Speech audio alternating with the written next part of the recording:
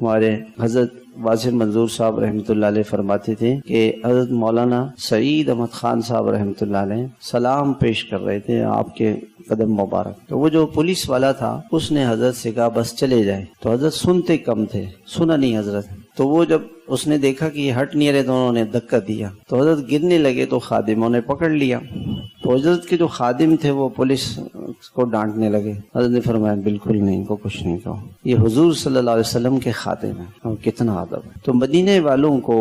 حضور صلی اللہ علیہ وسلم کا پڑوسی سمجھے، وہاں کے خادمین کو حضور کا خادم سمجھے، اور اس شہر کے چپے چپے میں حضور صلی اللہ علیہ وسلم کے قدم مبارک لگے ہیں۔ امام مالک رحمۃ اللہ علیہ بڑے استنجا کے لیے مدینے سے باہر جاتے تھے کہ مدینے کے حدود میں استنجا کرنا بے ادبی کی بات، اور کبھی مدینہ منورہ میں سواری پر سوار نہیں ہوں، میں محبوب کا شہر ہے، میں گدے گھوڑے پر سوار ہوں، ایسا نہیں ہو سکتا، اور کہیں نہیں جاتے تھے مدینہ منورہ سے۔ ہمیشہ ایک مرتبہ شوق ہوا کہ نفلی حج ادا کروں، فرض تو کیا تھا نا، تو دل چاہ کے حج کے لیے جاؤں، پریشان تھے کہ کہیں موت نہ آ جائے مدینے سے باہر، قیامت تک حضور کے پڑوس میں رہنے کا شوق تھا۔ تو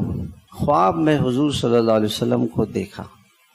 کہ اے رسول اللہ حج پہ جانا چاہتا ہوں، زندگی کتنی باقی ہے؟ آپ نے فرمایا ایسے 5۔ تو خواب سے بیدار ہوئے، بڑے پریشان ہوئے کہ اب کیا 5 کا کیا مطلب ہے؟ 5 دن ہیں، 5 ہفتے ہیں، 5 مہینے ہیں، 5 سال ہیں۔ تو علامہ ابن سیرین رحمۃ اللہ علیہ اس زمانے میں بڑے